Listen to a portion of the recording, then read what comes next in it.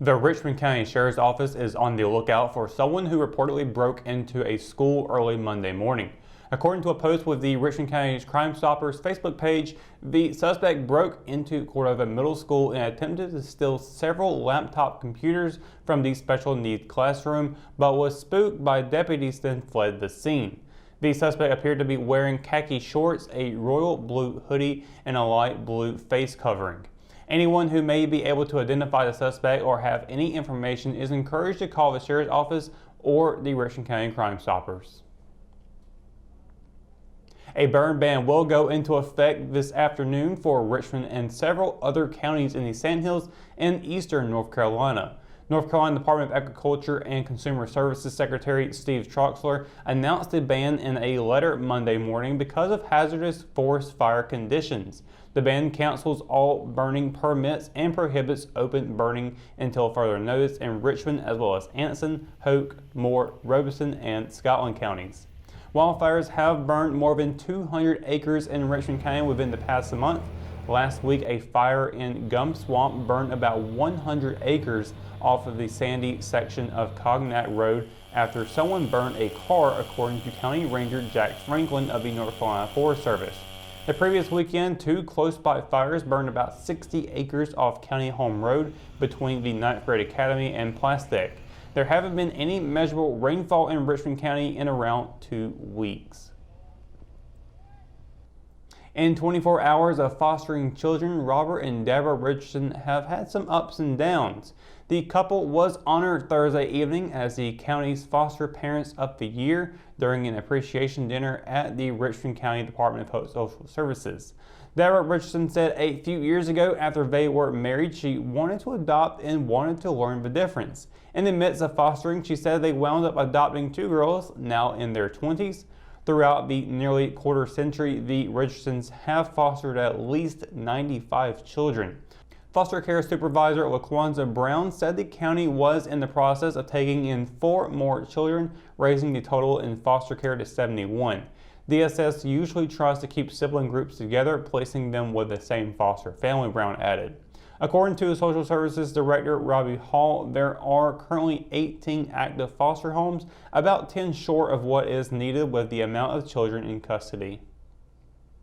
A scoreless game through the first 5.5 innings of Friday's junior varsity baseball game was broken open in the bottom of the 6th by the Richmond Raiders. Hosting rival Scotland in the series finale, the JV Raiders earned the sweep with a 3-0 victory.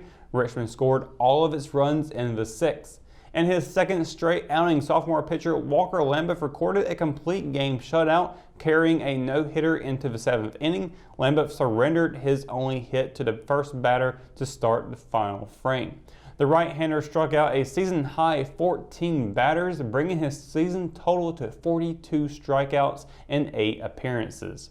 Improving to 7-1 on the spring campaign, the JV Raiders will return to play next week against Purnell Sweat. The Richmond Senior Varsity baseball team had plenty of opportunity to score on the road Friday night, but saw its 3-game winning streak come to an end. Playing the final game of a 2-game SAC set against Hoke County, the Raiders fell to the Bucks 3-1.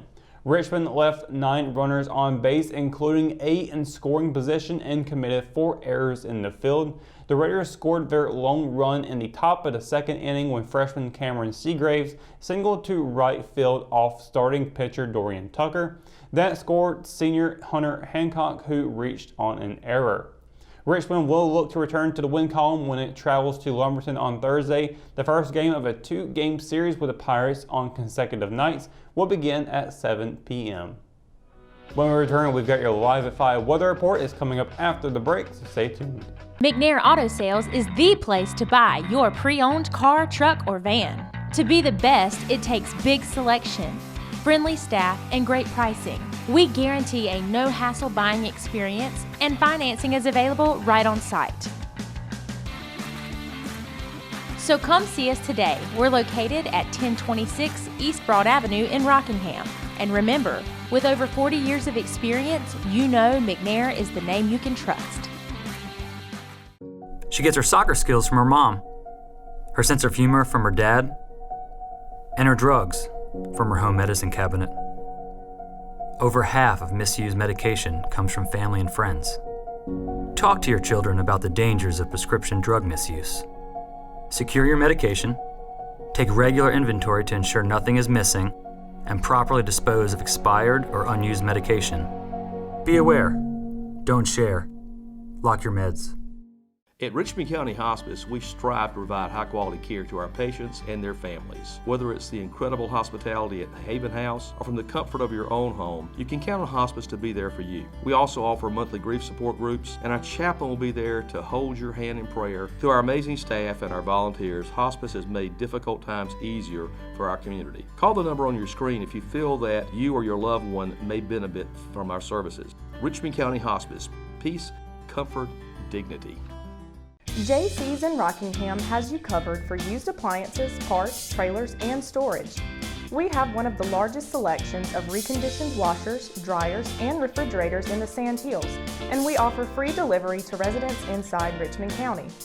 Come check out our variety of trailers for any hauling job and our storage buildings for the things you need out of the weather or house. We also carry parts and accessories for appliances, trailers, truck beds, and can order the things you need. That's JC's on South Hancock Street in Rockingham. Hometown heroes? Well, maybe. When it comes to backyard comfort and no pesky mosquitoes, call Brown Termite and Pest Control at 910-895-6410 or 910-276-8870. Their team of superheroes can take back control of your paradise. That's 910-895-6410 today. Your Live at 5 weather report is brought to you by Sunset Slush, classic Italian ice located here in downtown Rockingham. You're probably going to need some of that Sunset Slush here very soon. Given how hot it has been the past couple of days, anywhere you can get some ice cream or anything cool, you're going to need it because like today has been up in the 90s all day long. We're going to continue to see it get into the 90s, the low 90s at 6 o'clock, with 10 o'clock just seeing it right there at 79 degrees, almost back into the 80s there. So yeah, we got a lot of hot weather on the way. Not the only day here to have a 90-degree day. We'll be seeing that much more throughout the week. We'll get to that here in just a moment. But first of all, sunset at 8:22 p.m. with waxing give us moon phase out tonight as well. Looking pretty good for that. Unfortunately, a lot of cloud coverage, so there won't be a whole lot of moonlight out there tonight. But looking at the highs and lows tomorrow, we're talking about how much about the burn ban going on throughout Eastern and the Sand Hills area. Well, that's hopefully going to have a little bit of a damper with some rain coming up. Hopefully that will be popping up. It's a 30% chance tomorrow of thunderstorms. Not a big deal. In fact, if you're still also in Anson County, you're still going to be seeing about partly clouded skies. Not really any chance of rain at all west of the PD River, but on the eastern side you should be seeing a 30% chance of rain, and it's not, like I said, 30% chance. Usually you don't really see rain out of that, but having that chance there, you know, weather can change very quickly overnight and even in the hour, so hopefully we'll get to see a little bit of rain. Really don't want the lightning part of it, but rain would be very nice to have. But for now, temperatures: Fayetteville, high of 88, low of 69, with Lumberton seeing a high of 90 and a low of 70. Up in Rayford, a high of 91 and a low of 69, with Southern Pines seeing a high of 87 and a low of 68. Temperatures a little bit all fluctuation as well. Ellerby, a high of 88, low of 68. Rockingham and Hamlet, high of 89 and a low of 68, with Warrenburg seeing a high of 91 and a low of 69. Down in Marlboro County, a high of 90 and a low of 69, with Anson County seeing a high of 89 and a low of 68. Now take a look at a 7-day forecast again. A 30% chance of rain tomorrow, thunderstorms rather. High of 89, low of 68. As of that day, we get a pair of 94s. We'll get a triple of 94s. But for Wednesday and Thursday, it's all sunny skies all day long, with Wednesday seeing a high of 94 and a low of 69, and Thursday a high of 94, low of 71. The other 94 will be Friday with a 30% chance of thunderstorms again, and that 30% chance will kind of carry throughout the weekend. We won't see it any higher than a 4% chance on Sunday, as you can see over here on right behind me. 94 for Friday, low of 68, and then Saturday we a high of 80, low of 57. Cools off just a little bit there, and Sunday a high of 79, a low of 59, with Monday seeing partly cloudy skies and high of 83 and a low of 61. So 90s will be here for a little bit until we get to Friday, and it does drop off, but we do have a slight chance of rain coming up. That is a few days out, so that could very well change. We could see it go up May see it disappear off the board entirely. Personally, I'm hoping that we'll just change to rain. I think we can do without the lightning, of course. Just some rain would be very, very nice to see, just to help out with the burning conditions that we have seen, especially recently. Past 2 weeks, we've really been kind of having a dry spell going on here in Richmond County. Lots of fires popping up. We really don't need to see that happen. So hopefully we'll have some rain come in. Hopefully, and I keep saying hopefully a lot because there's a lot of hope in here. But hopefully that will come in tomorrow. If it doesn't, weekend is the next promising time to see that rain. So do be on the lookout for that. And of course, be mindful with the burning conditions at the moment.